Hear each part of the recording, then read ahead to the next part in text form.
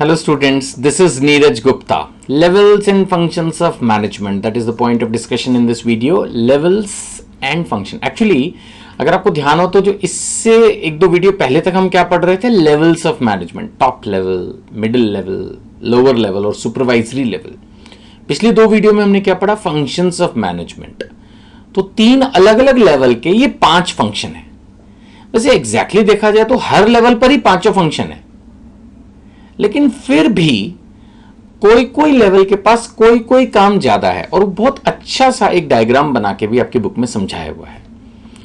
सो यहां पर सबसे पहले अगर हम हेडिंग की बात करें तो it is levels and functions. इनका इंटीग्रेशन अब हमें पढ़ना है.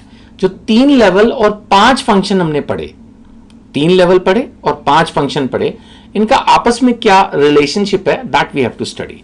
So managers at every level have to perform all the 5 functions. एक तो पहले ये आप अच्छे से समझ लें, इस लाइन को 2 बार 3 बार पढ़ लें ताकि कंफ्यूजन ना हो. मैं कितना भी समझाऊं, कितना भी पढ़ाऊं, पहली लाइन ज्यादा इंपॉर्टेंट है. तो फिर मैं वो जो बाद में डिफरेंशिएशन कर रहा हूं वो क्यों, मैंने कहा मेनली, यानी हर बंदे को काम 5 ही करने हैं, लेकिन मेनली कोई और करता है ना. So managers at every level have to perform all the 5 management functions. ये चीज आपको समझनी है. जो टॉप लेवल है कहीं ना कहीं उसको प्लानिंग करनी है, ऑर्गेनाइजिंग भी करनी है, स्टाफिंग भी करनी है. जरूरत पड़ेगा तो उसको भी तो मोटिवेशन लीडरशिप वाला रोल प्ले करना पड़ेगा.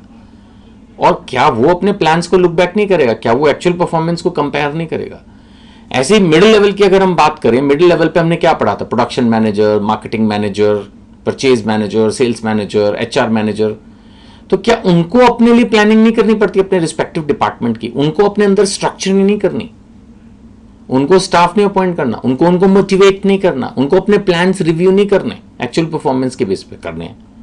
सिमिलरली जो लोअर लेवल पे है, सपोज एक फैक्ट्री इंचार्ज, मैंने एग्जांपल लिया था ना, प्लांट्स का कोई, माना एक कोई भी फैक्ट्री है, उसका कोई सुपरवाइजर है, कोई इंचार्ज है, एक छोटे लेवल पे काम कर रहा है ना. अब उसको नीचे भी मान लेते हैं 40-50 लोगों की, 100 लोगों की, 20 लोगों की फोर्स है, तो उसको भी तो प्लानिंग करनी है. जो काम मुझे मिला है हायर अथॉरिटी से, उसको मैं कैसे इंप्लीमेंट करूं एफिशिएंटली, इफेक्टिवली, उसको तो वर्कर्स के साथ काम कराना है.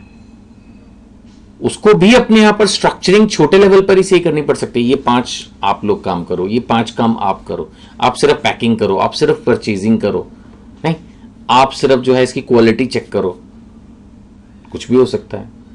वहां पर भी वर्क की ऑर्गेनाइजिंग, फैक्ट्री लेवल पे देखा जाए तो उल्टा ऑर्गेनाइजिंग और ज्यादा क्रूशियल हो जाएगी.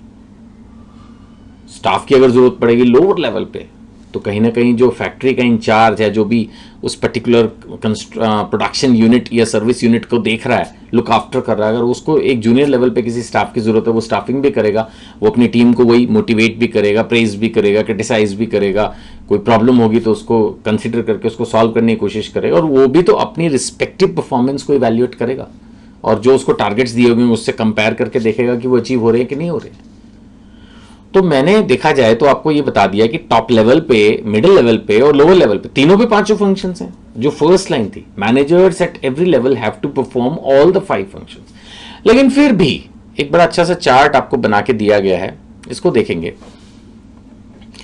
बेशक मैंने अभी समझाया कि हर लेवल ऑफ मैनेजमेंट को 5 काम करने, लेकिन फिर भी ये चार्ट बहुत अच्छे से बताया गया है. जैसे टॉप लेवल की बात कर रहे हो, they are more busy in planning और ऑर्गेनाइजिंग.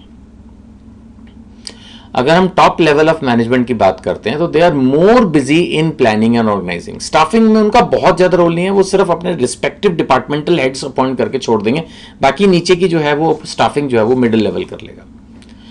मिडिल लेवल जो है वो मोर और लेस प्लानिंग से और एक बेसिक ऑर्गेनाइजिंग से फ्री है. किस सेंस में, आप सोचो, अब एक बंदा जो प्रोडक्शन में है उसको फाइनेंस से क्या लेना देना, जो मार्केटिंग में है उसको प्रोडक्शन से क्या लेना देना. तो ऐसा देखा जाए तो जो एक ब्रॉडर प्लानिंग और ऑर्गेनाइजिंग होती है वो टॉप मैनेजमेंट करके देता है. मिडिल लेवल तो अपने रिस्पेक्टिव डिपार्टमेंट को ही देखता है. तो एक तरह से उसका रोल कहीं ना कहीं स्टाफिंग से स्टार्ट होकर मेनली डायरेक्शन के ऊपर है, कि उसको अपने पर्टिकुलर रिस्पेक्टिव डिपार्टमेंट को डायरेक्शन देनी है. और जो एक्चुअल कंट्रोलिंग है, परफॉर्मेंस को इवैल्यूएट करना, एक्चुअल परफॉर्मेंस है ही किसके हाथ में, एक्चुअल परफॉर्मेंस है ही लोअर मैनेजमेंट के हाथ में. वर्कर्स के साथ काम तो वही करवा रहे ना. इसीलिए अगर आप ध्यान से देखोगे मैनेजरियल फंक्शंस में जो लोअर मैनेजमेंट है उसके हिस्से में मेनली आई है कंट्रोलिंग. अगर आप ध्यान से देखोगे तो लोअर मैनेजमेंट के जिम्मे में मेनली है कंट्रोलिंग, एक्चुअल परफॉर्मेंस निकालना और जो उसको प्लान्स, एस्टिमेट्स, टारगेट्स दिए गए थे उससे कंपेयर करके देखना कि कहाँ डिफरेंसेस हैं और उनको कैसे ठीक किया जाए, how to take the corrective actions. So this is how the managerial functions behave at different levels, है ना. तो यही आपकी बुक में समझाया गया है. अब अगला जो हमारा पैराग्राफ है वो हमें कोऑर्डिनेशन से कनेक्ट कर रहा है और बहुत ही इंटरेस्टिंग टॉपिक है कोऑर्डिनेशन. हाँ, कोऑर्डिनेशन की जो बुक है, मतलब बुक्स में जो कोऑर्डिनेशन का एक्सप्लेनेशन है वो थोड़ा रिपीटेटिव हो जाएगा. जो मैं फर्स्ट वीडियो में पढ़ाऊंगा वही मैं सेकंड वीडियो में पढ़ाऊंगा, वही मैं थर्ड वीडियो में पढ़ाऊंगा, क्योंकि कोऑर्डिनेशन का एक कंसेप्ट 2, 4, 5 मिनट में समझाया जा सकता है, लेकिन आपकी बुक्स में बहुत सारे पेजेस में बताया हुआ है, तो कहीं ना कहीं वो रिपीटेशन होगी, है ना. सो अभी भी यही बताया कि बहुत सारे डाइवर्स ग्रुप, बहुत सारी वैरायटी होती है किसी भी ऑर्गेनाइजेशन में, एक चीज नहीं होती, बहुत कुछ होता है.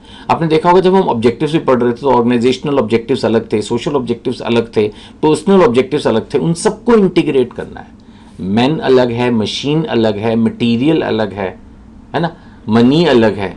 So man, machine, money, material, है ना, ये सारी चीजों को इंटीग्रेट करना. Short term objectives, long term objectives, बहुत कुछ होता है. Taxation, accounting, every area is important. और ये जो असली जो मैनेजर होता है, जो कंपनी का डायरेक्टर होता है, वो इस सबको बिल्कुल सिस्टमैटिकली ऑर्गेनाइज करके चलता है ताकि सब कोऑर्डिनेटेड वे में आगे बढ़े. ये ना हो कि कोई कुछ कर रहा है, कोई कुछ कर रहा है, पता ही नहीं चल रहा कि क्या हो क्या रहा है. So that is called coordination. ठीक है ना. So manager has to link this diverse groups towards the achievement of a common goal. Company बनना क्या चाहती है, करना क्या चाहती है, उस पर आगे बढ़ना होता है. The process by which a manager synchronize करना, कोऑर्डिनेट करना, है ना, सबको एक दिशा में लाना, the activities of different departments, इसको बोलते हैं coordination. But that properly we'll start our discussion in the next video, and in case you have any doubt you can call me 9599222549. Thank you.